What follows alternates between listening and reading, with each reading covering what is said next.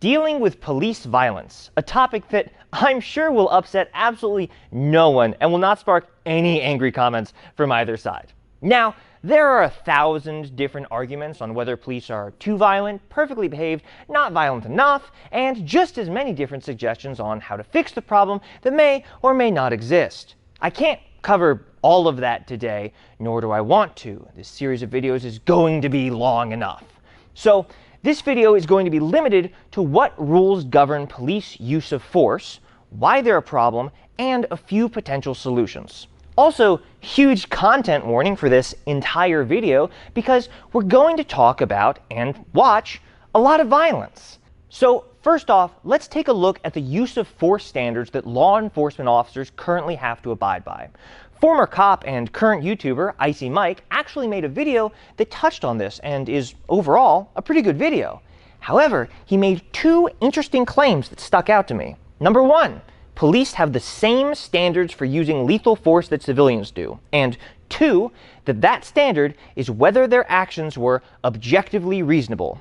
But these two claims are mutually exclusive. For those of you that don't know, objectively reasonable is not a moral guideline, it's a legal term.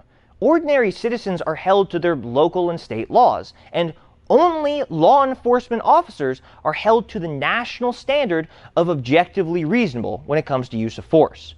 This legal distinction is very important, and understanding this distinction can tell us a lot about how police are allowed to use force. You see, doing something objectively reasonable doesn't mean that someone made a good decision. To underscore this difference, let's examine the case of John Crawford III. Crawford was shopping at Walmart in an open carry state looking to purchase a BB gun. After he picked a product off the shelf, which was not sold in a box, he was engaged in a phone conversation when he was confronted by two officers. On the security feed, you can see Crawford turn his head to notice the officers at 55 seconds. And at 56 seconds, he drops the BB gun, but has already been fatally shot. Not only was Crawford not holding a real firearm, but he was in an open carry state in which brandishing can only exist as an add-on to another offense. So even if it was a real gun that he had brought into the store, it's unclear what law he could have possibly been violating. Crawford made no threats, showed no aggressive intentions, and made no furtive movements. He'd actually been standing in the exact same spot for over 5 minutes. Despite this, the officer's actions were deemed to be in line with department policies, and they were never charged. Shooting someone because you mistakenly thought that they were doing something that would still be completely legal is apparently an objectively reasonable action for officers to take. As you can imagine, any private citizen that shot Crawford thinking he was about to go on a killing spree would probably not be granted the same leniency. They would almost certainly be held liable and likely charged with homicide. A sworn officer, however, is simply not held to the same standards as you or I. An officer doesn't need to make the best decision, or even a good decision. In fact, they can make objectively bad decisions, as long as it falls under the very broad category of reasonable. In its investigation of the Crawford shooting, the Department of Justice noted that an officer's actions can be incompetent, negligent, and lack necessity without being classified as unreasonable. Now, why would the term objectively reasonable allow officers to shoot law-abiding citizens? What exactly does this standard mean, and where did it come from? Well, the term objectively reasonable actually comes from the 1989 Supreme Court case Graham v. Connor, which set a national standard for how the actions of law enforcement officers should be judged under the law. The court decided that it doesn't matter whether a particular officer believed their actions were reasonable or justified, because that's just their subjective take on it. That officer might be exceptionally paranoid or stupid. Likewise, we also can't judge their actions from the benefit of 20/20 hindsight, because it would be unfair to judge someone on the basis of knowledge they couldn't have possessed at the time. Instead, we have to judge their actions from the perspective of what another reasonable officer might have done in the same scenario. Note that this is not the same as what a reasonable person would have done. How civilians are permitted to use force varies wildly from state to state. but they're typically held to more mechanically prescriptive rules. I don't want to get too far into the weeds on this, but in my home state of North Carolina, the rule for civilians is your fear has to be reasonable, your force has to be necessary, the threat has to be imminent, and the attack you're defending yourself from has to be unlawful. If any of those conditions are not met, you committed a crime. And that's self-defense in general. The use of deadly force additionally requires that you're not the initial aggressor, that the force being used against you is also deadly force, and that deadly force is absolutely necessary to save yourself. The law even lays out precise scenarios that would and would not count as justifiable uses of force. And remember that North Carolina is not an unusually restrictive state when it comes to civilian use of force. We at least have castle doctrine here. When you stop to think about it, it suddenly becomes rather obvious that law enforcement operates on completely different legal standards than the rest of the population. After all, people in many states have a duty to retreat, and if the police were also required to run away from any violent encounter, that would kind of defeat the purpose of having police. While police officers' use of force may be restricted by additional department policies, the legal requirement of reasonableness is a far cry from the detailed laws that civilians have to follow. Alright, this kid is just spouting anti-cop propaganda. Objectively reasonable is a perfectly normal standard for a bunch of different jobs. Certain jobs can only be judged from the viewpoint of other people that understand that job. Defense lawyers even have their own version of objectively reasonable. Take that, you dumb, stupid little kid. It's worth noting that lawyers are also judged on the same kind of objectively reasonable standard when ruling on the ineffective assistance of counsel. And many other professions, such as doctors, are also held to reasonableness standards. However, experts often consider this use of objectively reasonable as a lot less problematic than its use in law enforcement because A, many of the other professions are held to much tighter national standards, and what is expected of them does not change based on their workplace's internal policy. B, other professions have codified definitions of objectively reasonable that must be abided by, while law enforcement has no such standardized code of conduct. C, none of these other professions are allowed to use lethal force as part of their official duties. And D, there have been strong arguments made that even the better versions of objectively reasonable, such as the one that applies to lawyers, are still completely inadequate. Shout out to my homie Thurgood's dissent in Strickland v. Washington, which might be the best court opinion I've ever personally read. To really understand how this standard operates when applied to law enforcement, let's look at the actual case that created this legal standard. Graham v. Connor. If you don't already know this case, don't look it up, because I don't want you to judge Officer Connor's decisions with the advantage of hindsight. Instead, I want to put you in the mindset of the officers on scene by giving you information in the order they received it.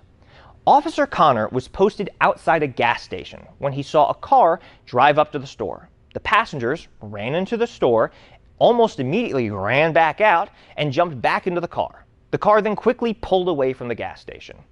Connor found this behavior suspicious, so he pulled the car over to do an investigatory stop.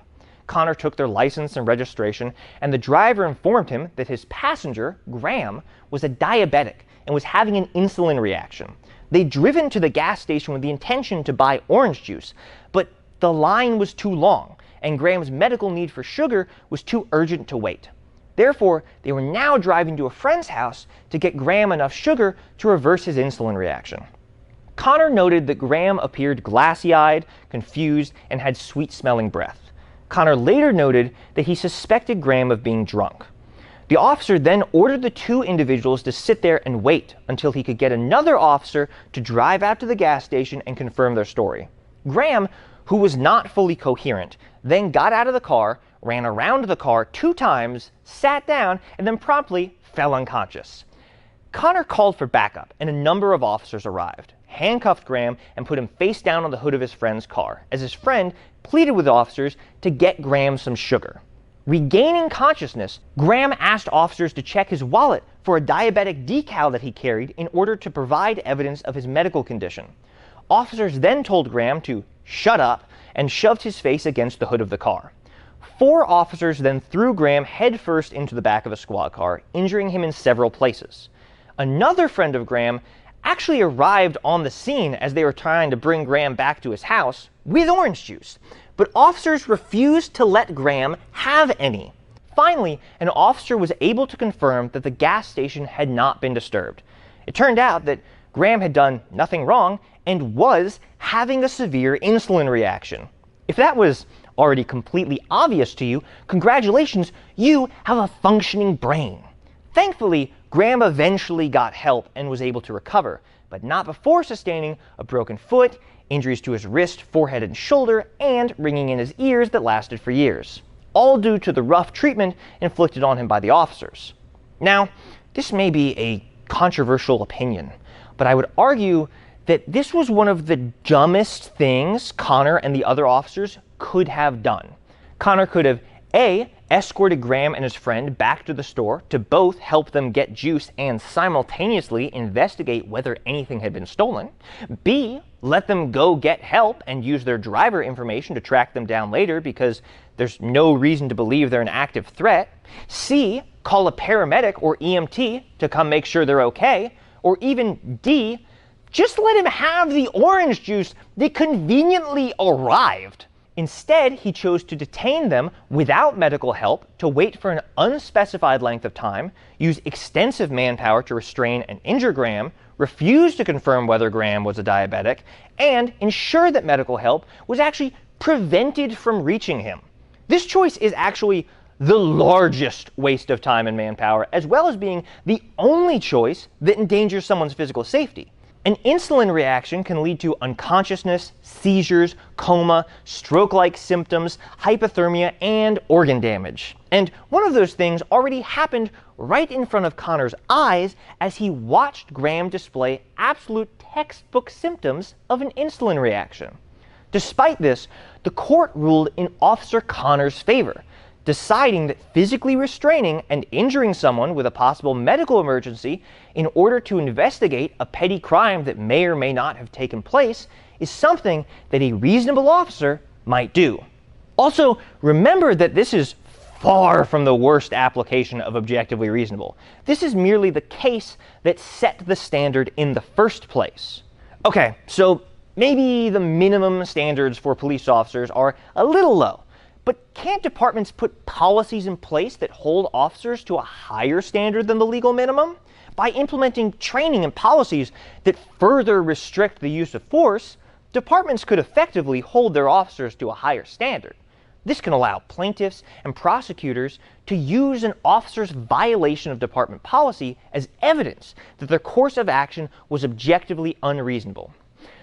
Unfortunately, this approach has a few problems. First of all, it makes police accountability highly localized and haphazard, meaning that an officer in City A could be convicted of excessive force, but an officer in City B would be acquitted, even if these cases are perfectly identical and the cities are 5 feet apart. The second problem is that department restrictions on use of force can often just be ignored. When Officer Chuck Holloway was charged with felony excessive force for punching and kicking a suspect that had already surrendered, his lawyers argued that even though department policy forbade the use of body strikes, the organization that certifies police training resources in that state said body strikes were fine. Officer Holloway was acquitted because, although he blatantly violated department policy in his use of force and lied on his report about it, the jury was convinced that a reasonable officer might have, following a different standard, used the same level of force. If any link in the vast chain of executive hierarchy allows officers to use a certain level of force, then officers can often just use that level of force, irrespective of how they were actually trained or what their department's policies are. And even if every level of the executive hierarchy forbids a certain kind of force, that doesn't mean that the courts are going to do anything about it. A 2020 congressional report on police use of force noted that an officer's use of force in violation of statute or department policy does not necessarily mean that such force would be deemed unreasonable in a federal civil suit or enforcement action. This means that officers can disobey their training, their department's policy, and potentially even the law without being legally liable for any of their actions, so long as their actions fall under the very broad category of objectively reasonable, meaning that the objectively reasonable standard is often the only thing that officers have to worry about. The third problem with limiting officer behavior is that Graham v. Connor failed to give courts any metric to judge what objectively reasonable actually means, allowing different courts to have wildly different interpretations of what might count as objectively reasonable.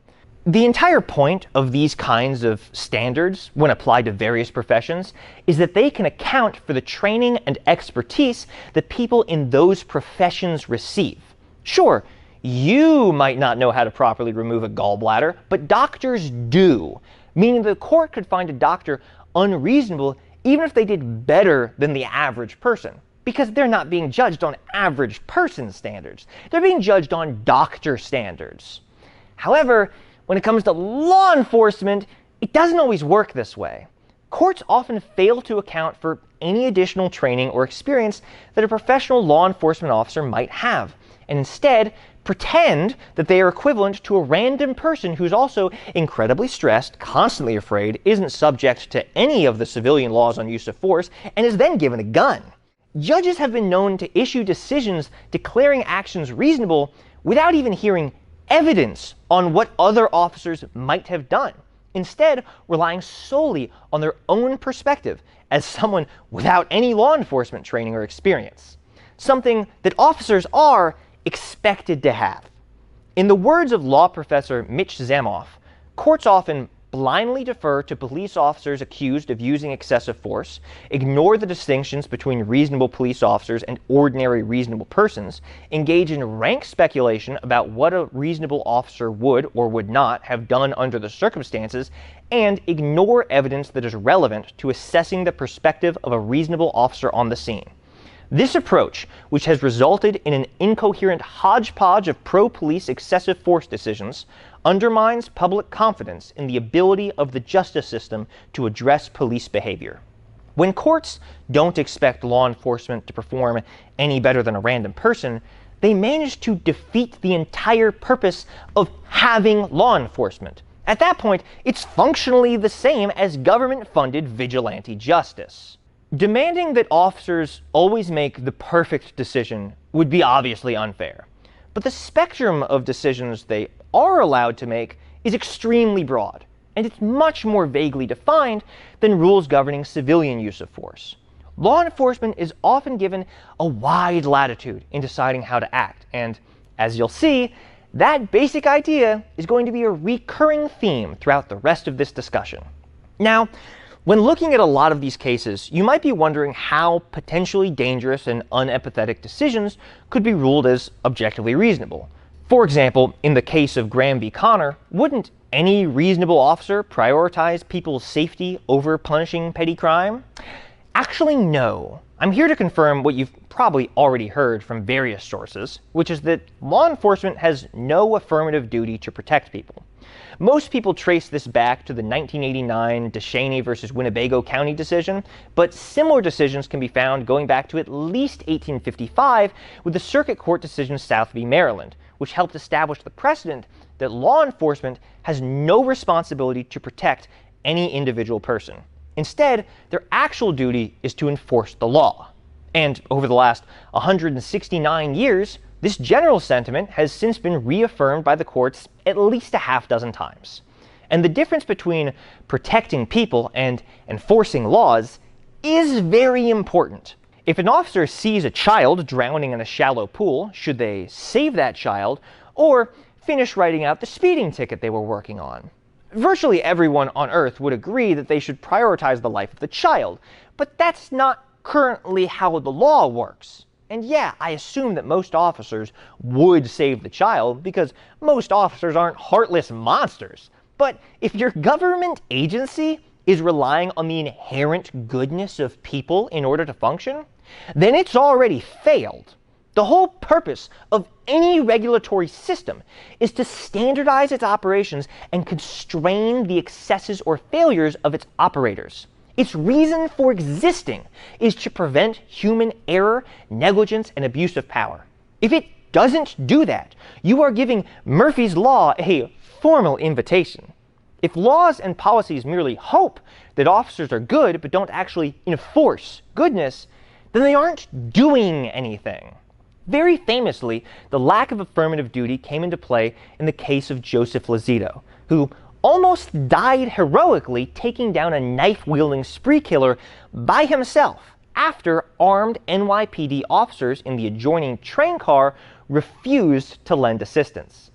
More recently, we saw this problematic precedent put into practice at the Uvalde shooting, where officers stood outside for over 40 minutes refusing to go in as young children were bleeding to death inside. The officers were publicly lambasted for this, and even their own training document said, "A first responder unwilling to place the lives of the innocent above their own should consider another career field." But the key word there is should. As Aaron Keller pointed out in his piece for Law and Crime, should is not the same as must or shall. Legally, it's a suggestion and carries no actual authority. The lawyers for Scott Peterson, the school resource officer that stood by and did nothing during the Parkland shooting, used that exact legal argument. According to his lawyers, the Florida Supreme Court has ruled that there is neither a duty for the enforcement of police functions nor a duty to prevent the misconduct of third parties, and that jurisdiction's active shooter policy stated that the sole deputy or team of deputies may enter the area and/or structure to preserve life. Scott Peterson was trained that he may engage with a gunman, so he simply chose not to. And last year, Peterson was acquitted, confirming his lawyer's interpretations of the law. To protect and serve is on the side of police cars for marketing reasons, not because it accurately represents any law or policy. I've heard arguments that serve and protect is essentially the law enforcement version of the Hippocratic Oath, and that's a pretty fair comparison because the Hippocratic Oath is also an unenforceable artifact of tradition completely unrelated to how the law works. So here's our problem. Law enforcement has to operate on a fundamentally different standard of use of force than the average citizen. However, the current legal standard is incredibly vague and loosely defined, allowing a myriad of questionable actions to easily pass as reasonable. In addition, the lack of guidance on the term allows courts to arbitrarily issue summary judgments in the officer's favor without even allowing a jury to hear evidence. And even when department policies attempt to rein in officer behavior, those policies are often optional, or the officer is allowed to blatantly violate it while still being deemed reasonable. For any lawyer attempting to show that an officer's use of force was objectively unreasonable, this is a lot of legal hoops to jump through. Even in a civil suit, this can create a burden of proof that's exceptionally difficult to meet.